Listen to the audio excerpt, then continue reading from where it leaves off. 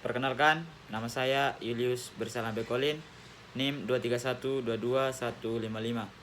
Di sini saya akan mereview materi dari mata kuliah Pendidikan Kewarganegaraan. Yang pertama, hakikat demokrasi. Demokrasi adalah sebuah sistem pemerintahan di mana kekuasaan berasal dari rakyat, dikelola oleh rakyat, dan untuk kepentingan rakyat. Esensi dari demokrasi terletak pada keterlibatan aktif warga negara dalam proses pengambilan keputusan yang memengaruhi kehidupan mereka. Demokrasi sebagai sistem nilai. Yang pertama, kesetaraan. Demokrasi menjamin bahwa semua warga negara memiliki hak yang sama di hadapan hukum dan dalam proses politik. Yang kedua, kebebasan. Demokrasi memberikan kebebasan kepada warga negara untuk berpendapat, berserikat, dan berpartisipasi dalam kehidupan politik. Yang ketiga, toleransi. Masyarakat yang demokratis menghargai perbedaan pendapat dan latar belakang warganya. Yang kedua, demokrasi sebagai sistem politik. Yang pertama, trias politika. Dalam sistem demokrasi, kekuasaan dibagi menjadi 3 cabang yang saling mengimbangi, yaitu legislatif, eksekutif, dan yudikatif. Pembagian ini bertujuan untuk mencegah terjadinya monopoli kekuasaan oleh satu pihak. Yang kedua, pemisahan kekuasaan. Masing-masing cabang kekuasaan memiliki peran dan tanggung jawab yang jelas. Pemisahan ini memastikan bahwa tidak ada satu cabang kekuasaan yang dapat menguasai seluruh aspek pemerintah. Yang ketiga, checks and balances. Sistem ini memungkinkan adanya saling mengawasi dan mengimbangi di antara cabang-cabang kekuasaan dengan tujuan untuk mencegah penyalahgunaan wewenang dan memastikan bahwa pemerintah berjalan sesuai dengan prinsip-prinsip demokrasi. Peran partai politik dalam demokrasi. Partai politik berfungsi sebagai jembatan antara warga negara dan pemerintahan. Mereka menyusun agenda politik, mencalonkan kandidat, dan mengarahkan kebijakan publik. Partai politik juga memainkan peran penting dalam mengartikulasikan kepentingan dan aspirasi warga negara. Pemilu dan sistem perwakilan. Yang pertama, pemilihan. Dalam demokrasi, warga negara memilih wakil mereka melalui pemilu yang bebas dan adil. Yang kedua, perwakilan. Wakil terpilih bertugas menyuarakan kepentingan konstituen mereka dan membuat kebijakan yang mencerminkan aspirasi warga. Yang ketiga, akuntabilitas. Wakil terpilih harus bertanggung jawab pada pemilih dan dapat dimintai pertanggungjawaban atas keputusan dan tindakan mereka. Yang berikut, pendidikan demokrasi. Yang pertama, kurikulum. Pendidikan demokrasi dimasukkan ke dalam kurikulum pendidikan untuk membekali generasi muda dengan pengetahuan dan nilai-nilai demokrasi. Yang kedua, pelatihan guru. Meningkatkan kapasitas guru dan mengajarkan nilai-nilai demokrasi sangat penting untuk memastikan bahwa pesan-pesan demokrasi tersampaikan dengan baik kepada siswa. Yang ketiga, partisipasi masyarakat. Melibatkan masyarakat dalam aktivitas pendidikan demokrasi, memperkuat pemahaman dan komitmen mereka terhadap nilai-nilai demokrasi. Tantangan dalam demokrasi. Yang pertama, kesenjangan sosial, yaitu perbedaan ekonomi dan kesempatan. Yang kedua, polarisasi politik, itu perpecahan dan ketegangan di antara kelompok-kelompok politik. Yang ketiga, apatis warga, itu kurangnya partisipasi dan kepedulian warga terhadap proses politik. Yang berikut lagi, peran masyarakat dalam demokrasi. Ada 3, yaitu 1, pemantauan. Itu masyarakat bertugas memonitor kinerja pemerintah dan penyelenggara negara. Yang kedua, advokasi. Itu masyarakat memperjuangkan hak-hak dan kepentingan mereka melalui berbagai bentuk advokasi dan partisipasi dalam proses politik. Yang ketiga, partisipasi, yaitu keterlibatan aktif masyarakat dalam proses pengambilan keputusan. Review yang kedua yaitu harmoni kewajiban dan hak negara dan warga negara. Harmoni kewajiban dan hak. Hubungan antara negara dan warga negara didasari oleh kewajiban dan hak yang saling terikat dan harus dijaga keharmonisasinya. Keseimbangan ini penting untuk menjamin kesejahteraan bersama dan mendorong kemajuan yang seimbang dalam masyarakat. Kewajiban negara terhadap warga negara yang pertama, perlindungan, yang kedua, penyediaan layanan, yang ketiga, pembangunan. Hak warga negara terhadap negara ada 3, yaitu hak sipil, hak ekonomi, dan hak sosial. Kewajiban warga negara terhadap negara. Yang pertama, ketaatan, yang kedua, keamanan, yang ketiga, pembayaran kewajiban. Keseimbangan kewajiban dan hak. Yang pertama, kolaborasi, yang kedua, keseimbangan, yang ketiga, kesejahteraan bersama. Peran pemerintah dalam menjaga harmoni. Pertama, pembuatan regulasi, yaitu pemerintah harus membuat kewajiban dan peraturan yang seimbang untuk mengatur kewajiban dan hak warga negara. Yang kedua, penegakan hukum. Pemerintah bertanggung jawab untuk menegakkan hukum secara adil dan merata tanpa diskriminasi. Yang ketiga, fasilitasi dialog, yaitu pemerintah perlu memfasilitasi dialog dan komunikasi antara negara dan warga negara untuk mencapai kesepahaman. Kesimpulan dan rekomendasi.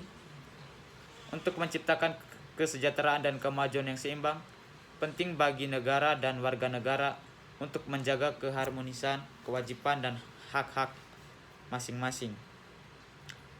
Kolaborasi yang harmonis, keseimbangan dalam regulasi, penegakan hukum yang adil, serta dialog yang terbuka adalah kunci untuk mencapai tujuan ini. Review yang ketiga yaitu menjadi warga negara yang baik dan terdidik. Yang pertama, menjadi warga negara yang baik dan terdidik.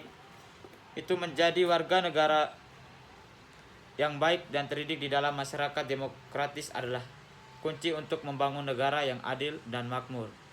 Hal ini mencakup pemahaman akan hak dan kewajiban, partisipasi aktif dalam proses demokrasi, dan kontribusi dalam pembangunan masyarakat.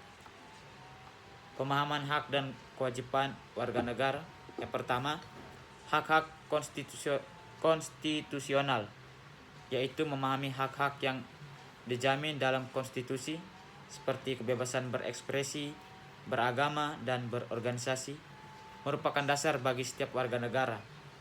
Yang kedua, kewajiban kewarganegaraan, yaitu mengetahui kewajiban sebagai warga negara seperti membayar pajak, mematuhi hukum, dan ikut serta dalam proses pemilihan umum. Yang ketiga, keseimbangan hak dan kewajiban, yaitu menyadari bahwa hak dan kewajiban saling terkait dan keduanya harus dilaksanakan dalam seimbang. Partisipasi aktif dalam proses demokrasi. Yang pertama, pemilihan umum. Yang kedua, keterlibatan masyarakat. Yang ketiga, pengawasan publik. Kontribusi dalam pembangunan masyarakat dan negara. Yang pertama, pembangunan infrastruktur. Yang kedua, pelayanan publik. Yang ketiga, inovasi dan kreativitas.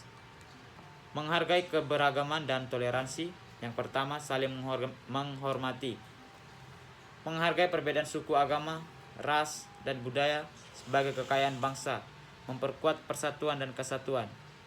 Yang kedua, interaksi sosial. Membangun interaksi dan komunikasi yang harmonis di dalam masyarakat yang beragam, membantu memperkuat rasa kebersamaan dan saling pengertian di antara warga negara. Yang ketiga, kerjasama. Bekerjasama dengan sesama warga negara untuk mencapai tujuan bersama adalah esensi dari kehidupan bermasyarakat. Yang berikut, kepedulian terhadap isu sosial dan lingkungan. Yang pertama, pengembangan diri melalui pendidikan. Yang kedua, pembelajaran sepanjang hayat. Yang ketiga, pengembangan diri. mewujudkan masyarakat yang adil dan makmur. Dengan menjalankan peran sebagai warga negara yang baik dan terdidik, kita dapat bersama-sama membangun masyarakat yang adil, makmur, dan sejahtera. Kolaborasi, keseimbangan, dan partisipasi aktif adalah kunci untuk mencapai tujuan ini.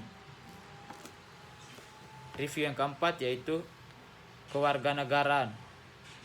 Itu membentuk tata, sikap, dan nilai. Kewarganegaraan adalah fondasi yang penting dalam membentuk tata sikap dan nilai yang dibutuhkan untuk membangun masyarakat yang harmonis dan maju.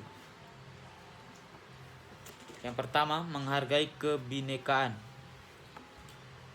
yaitu terdapat beberapa. Pertama, keberagaman budaya. Yang kedua, persatuan dalam perbedaan. Yang ketiga, toleransi dan empati. Kemampuan bekerja sama. Yang pertama, kolaborasi. Itu kemampuan bekerja sama dengan orang lain untuk mencapai tujuan bersama. Yang kedua, komunikasi. Kemampuan menyampaikan ide dan mendengarkan dengan baik. Yang ketiga, pemecahan masalah. Itu kemampuan mengidentifikasi dan menyelesaikan masalah secara kolektif. Yang keempat, kepemimpinan. Yaitu kemampuan memimpin dan menggerakkan orang lain untuk mencapai tujuan. Sifat amanah. Yang pertama, integritas, yaitu bertindak jujur, percaya, dan konsisten dalam perkataan serta perbuatan. Yang kedua, tanggung jawab, memenuhi kewajiban dengan sungguh-sungguh dan dapat dipercaya. Yang ketiga, akuntabilitas, yaitu bersedia mempertanggungjawabkan semua keputusan dan tindakan yang diambil. Yang keempat, kepercayaan, yaitu mampu menjaga kepercayaan yang diberikan oleh orang lain. Kepekaan sosial. Yang pertama ada empati. Memiliki rasa empati terhadap sesama adalah kunci untuk memahami dan merespons kebutuhan dan perasaan orang lain. Yang kedua, kepedulian. Yang ketiga, partisipasi aktif. Yang keempat, keadilan sosial. Kecintaan tinggi terhadap masyarakat. Yang pertama, membangun hubungan. Itu menjalin hubungan baik dan saling mendukung dengan masyarakat sekitar. Yang kedua, berkontribusi aktif, yaitu terlibat dalam kegiatan masyarakat dan memberikan kontribusi nyata dalam pembangunan masyarakat. Yang ketiga, menjaga keharmonisan, yaitu menjaga kerukunan dan menciptakan lingkungan yang harmonis. Kecintaan tinggi terhadap bangsa dan negara Indonesia. Yang pertama, nasionalisme, itu memiliki rasa cinta dan kebanggaan terhadap tanah air Indonesia. Yang kedua, patriotisme, itu sikap rela berkorban demi kemajuan dan kemakmuran Indonesia. Yang ketiga, pengabdian, yaitu bekerja keras dan berkontribusi untuk kemajuan bangsa Indonesia. Kesimpulan serta penutup dari review yang keempat. Dengan memahami dan mengimplementasikan tata sikap dan nilai yang dibutuhkan dalam kewarganegaraan, setiap individu dapat berkontribusi dalam membangun masyarakat yang harmonis, adil, dan maju. Menghargai kebinekaan, memiliki kemampuan bekerja sama, sifat amanah, kepekaan sosial, dan kecintaan kepada masyarakat serta negara adalah fondasi penting yang harus dijaga dan ditingkatkan terus-menerus. Review yang kelima, otonomi daerah, keseimbangan persatuan dan kemandirian. Otonomi daerah adalah konsep yang menyeimbangkan persatuan nasional dengan kemandirian daerah. Hal ini memungkinkan daerah untuk mengelola dan mengembangkan potensinya sendiri, namun tetap dalam bingkai kesatuan Indonesia. Dinamika pelaksanaan otonomi daerah. Pertama, desentralisasi, yaitu pelimpahan wewenang dari pemerintah pusat ke pemerintah daerah untuk mengurus urusan pemerintahan di wilayahnya. Yang kedua, peningkatan kapasitas daerah, yaitu pengembangan sumber daya manusia, infrastruktur, dan sistem manajemen di daerah adalah langkah penting dalam memastikan bahwa daerah mampu mengelola otonominya secara efektif. Yang ketiga, pembagian kewenangan. yaitu penentuan bidang-bidang pemerintahan yang menjadi tanggung jawab pemerintah pusat dan daerah. Tantangan otonomi daerah. Yang pertama, kesenjangan kapasitas, yaitu perbedaan kemampuan antar daerah dalam mengelola otonomi menjadi salah satu tantangan utama. Yang kedua, konflik kepentingan. Potensi benturan antara kepentingan daerah dan nasional dapat muncul, terutama ketika prioritas daerah tidak selaras dengan kebijakan nasional. Yang ketiga, disparatis pembangunan. Ketidakmerataan pembangunan ekonomi dan sosial antar wilayah menjadi isu krusial dalam pelaksanaan otonomi daerah. Peran pemerintah pusat. Yang pertama, koordinasi dan pembinaan. Yang kedua, fasilitasi dan dukungan. Yang ketiga, pengawasan dan evaluasi. Yang keempat, pengaturan pembagian kewenangan.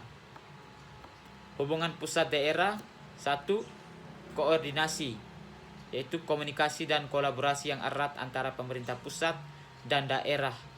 Yang kedua, kemitraan, itu saling mendukung dan berbagi peran dalam pembangunan nasional. Yang ketiga, keselarasan, yaitu keseimbangan antara kepentingan nasional dan kepentingan daerah adalah inti dari otonomi daerah. Keselarasan ini memastikan bahwa pembangunan daerah tidak mengorbankan kepentingan nasional. Peran serta masyarakat. Yang pertama, partisipasi, yaitu keterlibatan masyarakat dalam perencanaan, pelaksanaan, dan pengawasan otonomi daerah. Yang kedua, transparansi, yaitu akuntabilitas dan keterbukaan informasi kebijakan daerah kepada masyarakat. Yang ketiga, pemberdayaan, itu peningkatan kapasitas dan kemandirian masyarakat. Yang keempat, kolaborasi, yaitu kerjasama antara pemerintah daerah, swasta, dan masyarakat sipil. Harapan untuk masa depan. Yang pertama, keseimbangan pembangunan, itu pemerataan pembangunan ekonomi dan sosial antara daerah. Yang kedua, inovasi daerah. Daerah mampu mengoptimalkan potensi lokal secara efektif dan inovatif. Yang ketiga, kesejahteraan rakyat. Peningkatan kualitas hidup masyarakat di seluruh wilayah Indonesia adalah tujuan utama dari pelaksanaan otonomi daerah. Yang keempat, persatuan bangsa. Otonomi daerah memperkuat ikatan persatuan dan kesatuan nasional. Kesimpulan, otonomi daerah adalah konsep yang kompleks namun penting dalam memastikan bahwa setiap daerah dapat mengelola dan mengembangkan potensinya sendiri. Dengan koordinasi yang baik antara pemerintah pusat dan daerah, serta partisipasi aktif masyarakat, otonomi daerah dapat mencapai tujuan utamanya, yaitu pemerataan pembangunan, peningkatan kesejahteraan rakyat, dan memperkuat persatuan bangsa.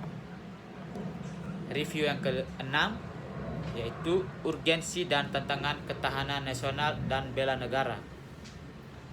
Ketahanan nasional dan bela negara merupakan fondasi penting bagi sebuah negara untuk mempertahankan kedaulatan, keamanan, dan kesejahteraan rakyatnya. Tantangan yang dihadapi mencakup berbagai aspek, dan dari ancaman eksternal hingga gejolak internal yang dapat menggoyang persatuan bangsa. Definisi dan ruang lingkup ketahanan nasional. Definisi: ketahanan nasional adalah kemampuan suatu bangsa untuk menjaga keutuhan wilayah, identitas, dan sistem nilai yang dianutnya dari berbagai ancaman, seperti baik internal maupun eksternal. Yang kedua, ruang lingkup. Ketahanan nasional mencakup aspek pertahanan ekonomi, sosial budaya, sumber daya alam, serta teknologi dan informasi. Tantangan dan ancaman terhadap ketahanan nasional. Yang pertama, ancaman eksternal seperti terorisme, perubahan iklim, migrasi yang tidak terkendali, dan dominasi asing dalam ekonomi dan teknologi. Yang kedua, ancaman internal, yaitu seperti kemiskinan, ketimpangan sosial, korupsi, radikalisme, dan disintegrasi sosial. Yang ketiga, isu kontemporer seperti keamanan cyber, kesejahteraan transnasional, dan pandemi yang dapat memicu krisis multidimensi. Peran warga negara dalam membangun ketahanan nasional. Warga negara memiliki peran penting dalam menjaga dan memperkuat ketahanan nasional. Kesadaran dan partisipasi aktif dari setiap individu dapat mendukung kebijakan dan program ketahanan nasional yang sangat dibutuhkan. Konsep dan implementasi bela negara. Yang pertama, kesadaran berbangsa. Yang kedua, keyakinan pada Pancasila. Yang ketiga, kerelaan berkorban. Membangun komitmen kolektif kebangsaan. Yang pertama, kerjasama, gotong royong, dialog, dan solidaritas. Strategi dan kebijakan pemerintah dalam penguatan ketahanan nasional. Yang pertama, kebijakan pertahanan. Yang kedua, kebijakan ekonomi, kebijakan sosial budaya, dan kebijakan teknologi dan informasi. Kesimpulan, yang pertama, tingkatkan kesadaran bela negara. Yang kedua, perkuat kolaborasi multi pihak, di mana membangun sinergi antara pemerintah, masyarakat, dan swasta dalam memperkuat ketahanan nasional. Yang ketiga, adaptasi strategis. Itu perlunya kebijakan yang adaptif dalam menghadapi tantangan dan ancaman yang terus berubah. Ketahanan nasional dan bela negara merupakan tanggung jawab bersama seluruh komponen bangsa. Dengan komitmen kolektif, Indonesia akan mampu menghadapi berbagai tantangan dan mewujudkan cita-cita sebagai negara yang berdaulat, adil, dan makmur. Review yang ke-7, dimensi dan ketahanan nasional. Ketahanan nasional adalah kemampuan suatu negara untuk mempertahankan kedaulatannya, menjaga keutuhan wilayahnya, dan melindungi rakyatnya dari segala ancaman, baik dari dalam maupun luar. Konsep dan komponen ketahanan nasional atau TANNAS. Yang pertama, konsep TANNAS. Ketahanan nasional atau TANNAS merupakan kemampuan suatu negara untuk mengatasi berbagai tantangan dan ancaman, baik internal maupun eksternal, demi menjaga kedaulatan, keutuhan wilayah, dan kesejahteraan rakyat. Yang kedua, komponen TANNAS, ketahanan nasional, yaitu dapat dilihat dari segi aspek politik, ekonomi, sosial budaya, serta pertahanan dan keamanan. Konsep dan tujuan bela negara ada dua. Yang pertama, konsep bela negara itu sikap dan perilaku warga negara yang dijiwai oleh kecintaan pada negara kesatuan Republik Indonesia berdasarkan Pancasila dan Undang-Undang Dasar 1945. Yang kedua, tujuan bela negara. Tujuan bela negara adalah untuk menjaga dan mempertahankan kedaulatan, keutuhan, dan keamanan negara dari segi bentuk ancaman. Pentingnya bela negara. Bela negara merupakan wujud partisipasi aktif warga negara dalam menjaga dan mempertahankan NKRI. Yang berikut, sinkronisasi ketahanan nasional dan bela negara. Yang pertama, sinergi komponen. Yang kedua, partisipasi aktif. Yang ketiga, keutuhan dan kedaulatan. Yang berikut, dinamika dan tantangan ketahanan nasional dan bela negara. Yang pertama, perubahan lingkungan. Yang kedua, ancaman multidimensi. Yang ketiga, pentingnya adaptasi. Peran masyarakat. Yang pertama, partisipasi aktif, yaitu masyarakat berpartisipasi aktif dalam kegiatan bela negara, baik dalam aspek fisik maupun non-fisik. Yang kedua, edukasi bela negara, yaitu masyarakat berperan dalam mensosialisasikan dan meningkatkan pemahaman tentang konsep bela negara. Yang ketiga, pengabdian masyarakat, yaitu masyarakat dapat berkontribusi melalui kegiatan pengabdian kepada negara dan sesama warga. Pengabdian ini mencakup berbagai kegiatan yang bertujuan untuk meningkatkan kesejahteraan dan keamanan masyarakat. Strategi implementasi bela negara. Strategi implementasi bela negara harus komprehensif dan melibatkan berbagai pihak, termasuk pemerintah, masyarakat, dan sektor swasta. Yang berikut kesimpulan,